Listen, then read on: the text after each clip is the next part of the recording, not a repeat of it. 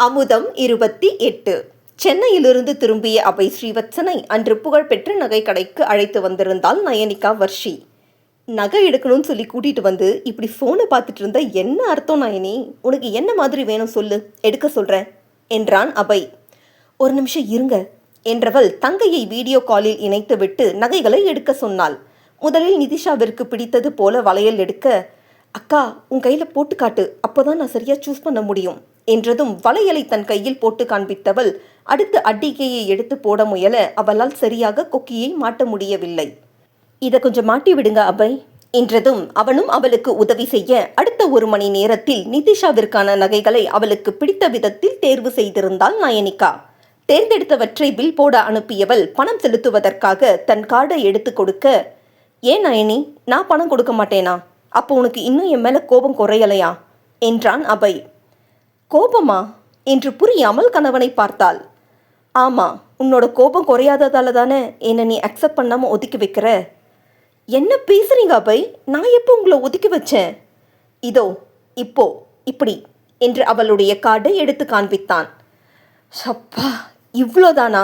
நான் என்னமோ ஏதோன்னு பயந்துட்டேன் என்றாள் புன்னகையோடு. ஏன், அப்போ இது முக்கியமானது கிடையாதா? அப்படி இல்லை அபய், ஆனால் இது என் தங்கச்சிக்கு வாங்கக்கூடிய ஜுவல்ஸ். இதுக்கும் நான் உங்களை அக்செப்ட் பண்ணுறதுக்கும் என்ன சம்பந்தம்?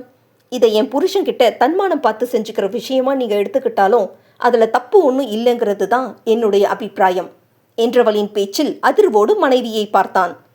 எஸ் அபய், பொண்ணுங்களுக்கு ஃபினான்ஷியல் டிபெண்டன்சி ரொம்ப ஆபத்தானது, அது புருஷனாகவே இருந்தாலும் என்றதுமே, நயனி நான் அப்படி இல்லை என்றான். குறிப்பிட்டு உங்களை சொல்லலை அபய், பட் ஸ்டில் நம்ம சம்பாதிக்கிற பணத்தின் மேலே நமக்கு இருக்கிற உரிமை புருஷனோட சம்பாத்தியத்தில் கிடைக்கிறதில்ல. நீங்கள் ஏற்றுக்காமல் போனாலும் எத்தனை அந்யோன்யமான தம்பதியாக இருந்தாலும் இதுதான் நிதர்சனமான உண்மை. அதுக்காக என் புருஷனோட பணத்தை தொடமாட்டேன்னு சொல்லலை, பட் என் தங்கச்சிக்கான நகைகளை நானே வாங்கி கொடுக்க நினைக்கிறேன், அவ்வளோதான். இதில் உங்களை ஒதுக்கி வைக்கிறது சத்தியமாக என்னோட நோக்கம் கிடையாது அபய். ஹே நயனி, ஏன் இவ்வளோ எமோஷன் ஆகுற? உன்னோட தங்கச்சி கல்யாணத்துக்கு நம்ம சேர்ந்து செய்ய போகிறதா தான் நினச்சேன், பட் யோர் விஷ் என்று தோள்களை குலுக்கினான். நான் நம்ம 2 பேரையும் பிரித்து பார்க்கல அபய். நான் எடுத்தா என்ன, நீங்கள் எடுத்தா என்ன, அது நம்மோட கிஃப்ட் தானே. ஒருவேளை என்னோட கார்டை கொடுத்தது உங்களை ஹர்ட் பண்ணியிருந்தா ஐம் ரியலி சாரி என்றவள், இப்போ என்ன, உங்களுக்கு உங்கள் ஒய்ஃப்க்கு நகை வாங்கி கொடுக்கணும், அவ்வளோதானே. வேணும்னா மொத்த கடையையும் வாங்கி கொடுங்க, நான் எடுத்துக்கிறேன், வேண்டான்னு சொல்ல மாட்டேன் என்றாள் தீவிர குரலில். வாட்? எஸ் பாஸ், 10-20 சவரன்லாம் வேண்டாம், கடையில் இருக்கிற மொத்த நகையும் வாங்கி கொடுங்க என்றதுமே, அடி பாவி, அதுக்காக மொத்த கடையுமா என்றான் சிரிப்போடு. அட ஷாக்க குறைங்க பாஸ், நம்ம பர்ஸ் நிறைஞ்சிருந்தாலும் புருஷனோட பர்ஸை காலி பண்ணுறதே தனி சொகம்னு சொல்லி கேள்விப்பட்டிருக்கேன், இன்னைக்கு அது நிஜம்தானான்னு பார்த்துடலாம் என்று 2 கைகளையும் பரபரவென தேய்த்து கொண்டவள், எங்க உங்கள் பர்ஸ் கார்டு எல்லாமே கொடுங்க பார்க்கலாம், அதை வச்சு முதல்ல ஒரு 100 சவரன் தேத்த முடியுதான்னு பார்ப்போம், அப்புறம் சொத்து வீடெல்லாம் அடமானம் போட்டுக்கலாம் என்றதில் அரண்டு போனான் Abhay. Nayani, are you serious? ஆமாம் அபய், என் புருஷன் வாங்கி கொடுக்கறது எனக்கு கசக்குமா என்ன? அதுவும் நீங்கள் இவ்வளோ சென்டிமெண்ட்லாம் ஃபீல் பண்ணின பிறகு எப்படி சும்மா இருக்க முடியும்? சரி, கடையை விடுங்க, அட்லீஸ்ட் ஒரு 100 சவரன் எனக்காக வாங்கி போட மாட்டீங்களா என்ன என்று கண் சுமிட்டியவள் இதழ்களை கடித்து கொண்டு சிரிப்பை அடக்கினாள்.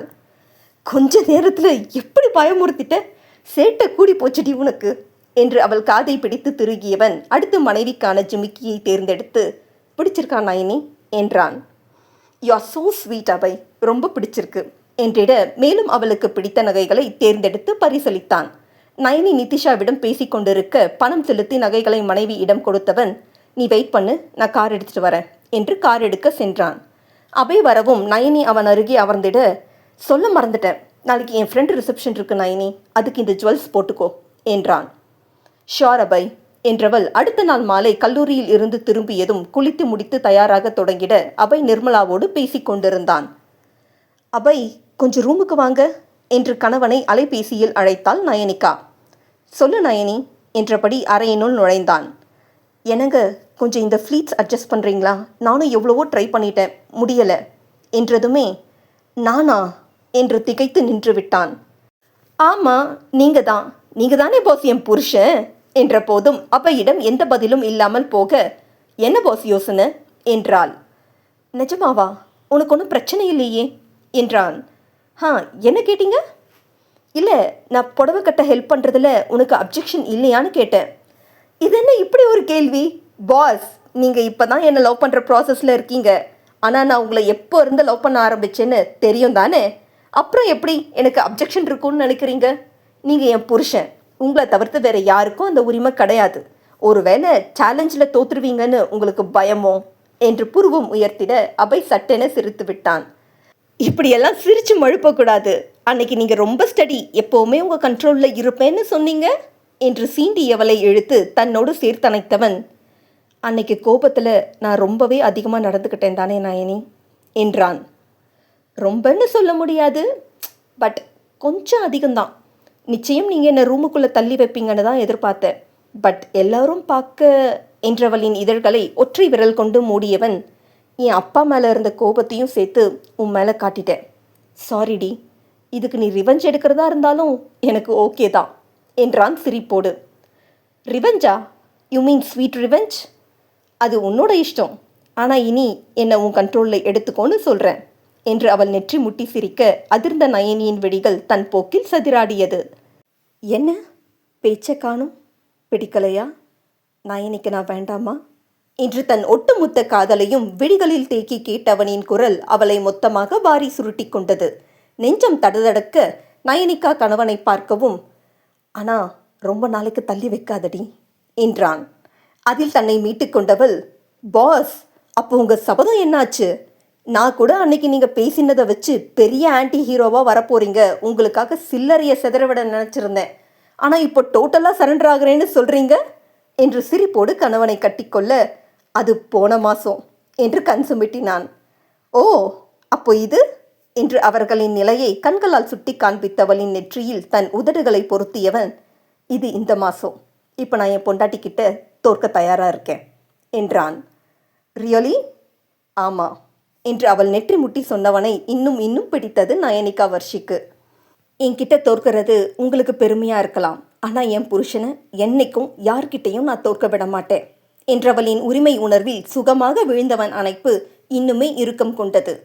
பாஸ், இப்படியே இருந்தால் உங்கள் ஃப்ரெண்டு ரிசப்ஷனுக்கு போக மாட்டோம், அவங்க பிரசவத்துக்கு தான் போவோம் என்றவளின் சிரிப்பில் அவளை விடுவித்தவன், எனக்கும் உனக்கு ஹெல்ப் பண்ண ஆசை தான் நயனி, ஆனால் ஃப்ளீட்ஸ் எடுக்க தெரியாதே என்றான்.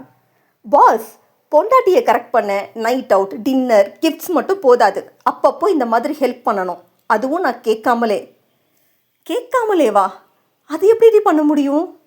அதுதான் இப்போ சொல்கிறேனே, எப்போவுமே பட்டு புடவையை தனியாக கட்டுறது ரொம்ப கஷ்டம். யாராவது ஒருத்தர் ஹெல்ப் பண்ணினாதான் அழகாக கட்டி முடிக்க முடியும். ஸோ இது போல் ஃபங்க்ஷன் கிளம்பும் போது ஒவ்வொரு முறையும் நான் கூப்பிடணும்னு எதிர்பார்க்கக்கூடாது என்று அவள் சொல்லவுமே, அது சரி என்று புன்னகைத்தான் அபய்.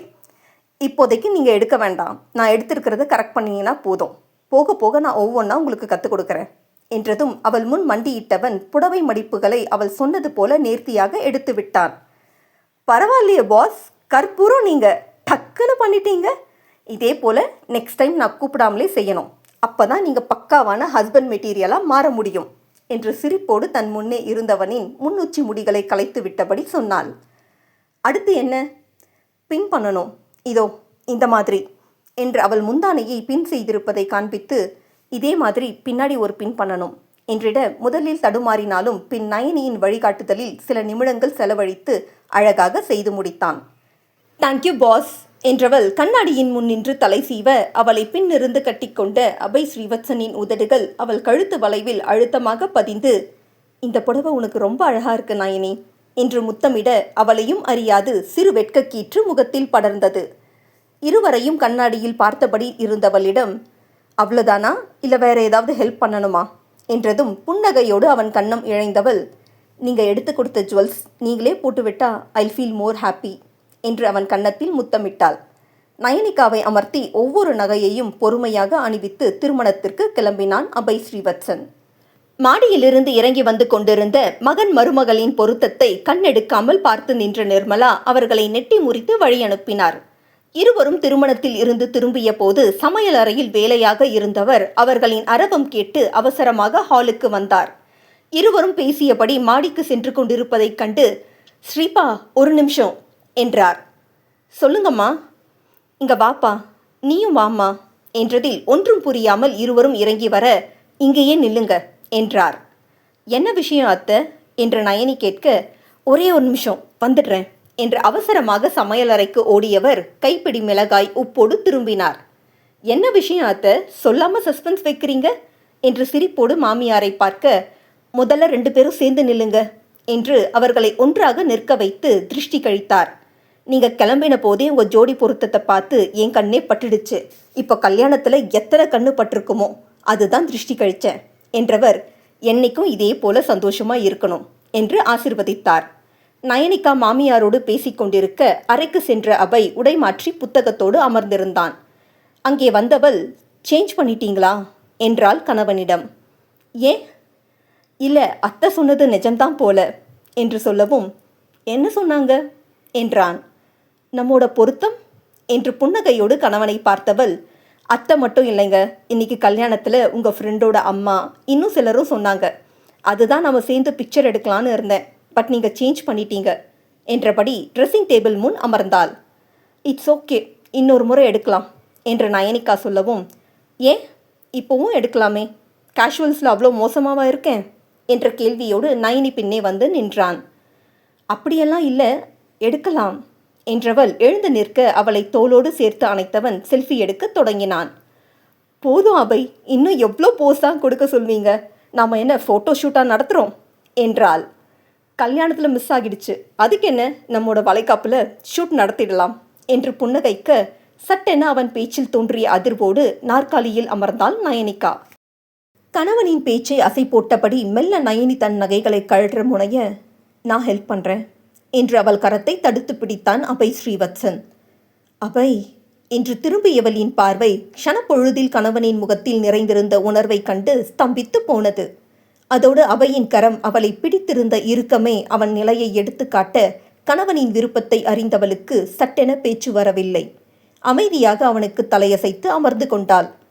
இன்னைக்கு எதுவும் பாடலையா நயனி என்றவனின் குரல் அவள் காதோறும் கிசுகிசுப்பாய் ஒலிக்க, அவன் கரங்களோ நயனியின் செவியை மென்மையாய் வருடி அதை அலங்கரித்திருந்த ஜிமிக்கியை கழற்றியது. எனக்கு கொஞ்சம் டைம் கொடு என்று கேட்டிருந்தவனின் மாற்றங்களை அவளும் அவதானித்து கொண்டிருக்கிறாளே. எதிர்பார்த்த தருணத்தை எதிர்பாராத நேரத்தில் எதிர்கொண்டவளுக்கு கணவனின் ஒற்றை பார்வையே மூச்சடைக்க செய்தது. ஜிமிக்கிகளை அகற்றியவனின் கரம் அவள் பின்னங்கழுத்தில் அலைபாய தென்றலாய் வருடி சென்றவனின் தீண்டல்களில் சருகாய் மிதந்து தீயாய் தகித்தாள் பெண். உன்னதான் கேட்குற நயனி என்றவனின் சன்ன சிரிப்பிலும் காதோறும் உரசிய அவன் உதடுகளின் வெம்மையிலும் சிக்கி தவித்தவள், என்ன பாடணும் என்றால் காற்றாகி போன குரலில். நான் சொல்லிதான் தெரியணுமா என்று ஒற்றை புருவம் உயர்த்தியவனின் கரங்கள் அவள் கழுத்தில் இருந்த ஆபரணத்தை கழற்றுவதை விடுத்து மென்மையாய் அவளோடு உறவாட அவன் மெய் தீண்டலில் நொடிக்கு நொடி சிலிர்த்து அடங்கினாள் நயனிகா. கணவன் கரங்களின் ஆதிக்கத்தில் நயனி நெகிழ்ந்திருந்த நேரம் கரங்களோடு அவன் உதடுகளும் கைகோர்க்க இன்னுமே தவித்து போனாள். அபய் ப்ளீஸ் என்று அவன் கரத்தை பிடித்து கொண்டவளின் குரல் வெகுவாக குழைந்து மெலிந்து கணவனின் அழுத்தமான தீண்டலில் முற்றிலுமாக கரைந்து கொண்டு இருந்தது. கண்ணு திறக்கணும் சாமின்னு இப்போ பாட வேண்டிய அவசியமில்லை நயனி என்று அவள் கண்ணக்கதுப்பில் அழுத்தமாக முத்தமிட்டவனின் அட்டகாச சிரிப்பில் நயனி முகத்திலும் புன்னகை ததும்பியது. அபய் என்றவளின் இதழ்கள் சினுங்களோடு முணுமுணுக்க, சரி நானே சொல்கிறேன் என்றவனின் பலக்கரம் அவள் விரல்களோடு கோர்த்து கொள்ள மற்றொரு கரத்தால் அவளை அனாயசமாக அள்ளிக்கொண்டவன், 1 2 ஆசைகள் எல்லாம் சொல்லவே ஓர் நாள் போதுமா, பாடு நயனி என்றவன் உதடுகளின் உஷ்ணத்திலும் மீசையின் குறுகுறுப்பிலும் முற்றிலும் தளர்ந்து விட்டாள் பெண். அபய் ஸ்ரீவத்சன் புன்னகையோடு அவளை மெத்தையில் அமர்த்திட நயனிக்கோ அவன் பேச்சிலும் பாட்டிலும் சிரிப்பிலும் உள்ளே மத்தளம் கொட்டியது. இரு கரங்களையும் கோர்த்தபடி ஏற்கனவே கணவனின் நெருக்கத்தில் நெகிழ்ந்திருந்தவளை மேலும் நெகிழ்த்தியது அபயின் மென் தீண்டல்கள். எவ்வளோ அழகாக பாடுற நீ, எனக்கு பிடிச்ச சாங் நீ பாடி கேட்கணும் எனக்காக என்றவனின் பேச்சு ஒரு புறம், அவள் இடையோடு உறவாடிய அவன் விரல்களின் ஆதிக்கம் மறுபுறம் என்று அபய் முழுதாக அவளை பந்தாட பெண்ணின் உணர்வுகள் எரிமலையாகி போயிருந்தது. கணவனால் உயிர்ப்பிக்கப்பட்ட உணர்வுகளை கையாள முடியாமல் அவஸ்தைக்குள்ளாகி போயிருந்தாள் நயனிகா வர்ஷி. இத்தனை நாள் அவனை சீண்டி விளையாடி இயல்பாக எதிர்கொண்டவள் இன்றைய அவன் பார்வையை எதிர்கொள்ள முடியாமல் வெகுவாக திணறிப்போனாள். மனைவியின் தவிப்புகளை ரசித்திருந்தவன் புன்னகை இன்னும் அழகாய் விரிய, ப்ளீஸ் அபய், ஐ காண்ட் என்று அவன் டிஷர்ட் காலரை இறுக்கமாக பிடித்து கொண்டு திக்காமல் திணறாமல் ஒரு வழியாக சொல்லி முடித்தாள் நயனிகா. குங்குமமாய் சிவந்து போயிருந்த அவள் முகத்தை அள்ளி கொண்டவன், ஏன் என்றான் விஷம சிரிப்போடு. ஒற்றை வார்த்தைதான். ஆனால் அவன் அதை கேட்ட விதத்தில் அத்தனை எளிதாக அவளால் அதற்கு பதில் சொல்லிவிட முடியுமா என்ன? எத்தனை பரிகாசமாய் அவளை வளைத்து பிடித்தது அந்த ஒற்றை கேள்வி. லெக்சரருக்கு பேச்சு மட்டும்தானா என்றவனின் ரகசிய குரல் அவளை திகைக்க செய்ய, அதைத் தொடர்ந்து அவன் இதழுற்றலோ அவளை உறைய செய்தது. மென்மையாய் அவள் இதழ்களை சேர்ந்தவனின் தீண்டல் நொடிக்கு நொடி அழுத்தம் பெற்று வன்மையில் தடம் பதிக்க, இறுதியில் மூச்சிறைக்க விலகினான் அபய் ஸ்ரீவத்சன்.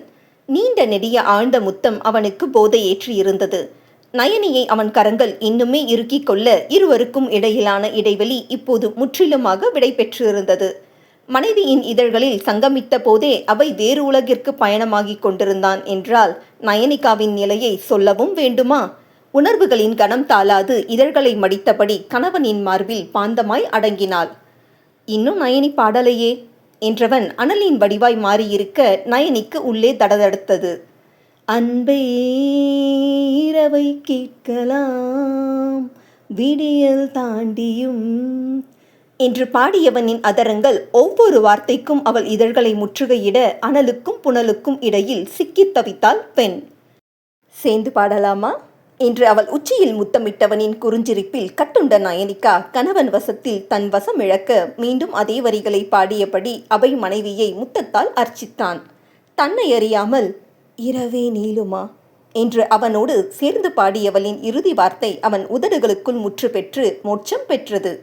காதலும் மோகமும் போட்டி போட ஆட்கொண்டவன் நயனியை மட்டுமல்ல அவள் சிந்தனையையும் சேர்த்து தன் வசப்படுத்தி சிறுக சிறுக சிதறடித்து கொண்டிருந்தான். என்ன உன்னோட கண்ட்ரோலில் எடுத்துக்க சொன்னேனே, மறந்துட்டியா என்று மெல்லிய சிரிப்போடு அவளை ஆக்கிரமித்தவனின் முழு கட்டுப்பாட்டில் எப்போது நயனிகா வந்து சேர்ந்தாள் என்பதை அவளே அறியாள். கணவனின் உயிர் தீண்டலில் நெகிழ்ந்து உருகி அவன் விரல்களின் அசைவிற்கு ஏற்ப இசைந்து கொண்டிருந்தவளிடம், கண்ட்ரோல் எடுத்துக்க மாட்டியா நயனி என்றான் ரசனையுடனான ரகசிய புன்னகையோடு. ப்ளீஸ் அபய் என்று வெட்கத்தோடான நயனியின் சினுங்களில் சிக்கிக் கொண்டவன் உணர்வுகள் துள்ளாட்டம் போட வேலியிட்டிருந்த அவன் கட்டுப்பாடுகள் அந்நொடி மொத்தமாக தகர்ந்தது. ஆடவனின் உணர்வுகள் வெடித்து சிதற, இப்ப நான் முழுக்க உன் கண்ட்ரோல்ல என்று கண் சுமிட்டி முழுதாக நயனியின் கட்டுப்பாட்டுக்குள் வந்து சேர்ந்தான் அபய் ஸ்ரீவத்சன். இருவருக்கும் இடையிலான காதலும் நேசமும் விருட்சம் பெற அவர்களின் உறவும் அதன் உன்னதத்தை நோக்கி நகர்ந்தது. மந்தகாசம் சிந்தும் முந்தன் முகம் மரணம் வரையில் என் நெஞ்சில் தங்கும் உனது கண்களில் எனது கனவினை காணப்போகிறேன். ஹாய் மக்களே, welcome to Rudra Prarthana audio novels. உயிர் கேட்கும் அமுதம் நீயடா கதை இன்னும் 4 அத்தியாயத்தில் நிறைவடைய போகிறது. இந்த கதை உங்களுக்கு பிடிச்சிருந்ததுன்னா மறக்காம லைக் பண்ணுங்க, கமெண்ட் பண்ணுங்க, உங்க ஃப்ரெண்ட்ஸ் அண்ட் ஃபேமிலிக்கு ஷேர் பண்ணுங்க. பக்கத்திலேயே இருக்கிற அந்த ஹைப் பட்டனை தட்டி விடுங்க. இன்னொரு அழகான கதையோடு உங்களை சீக்கிரமே நான் சந்திக்க வரேன்.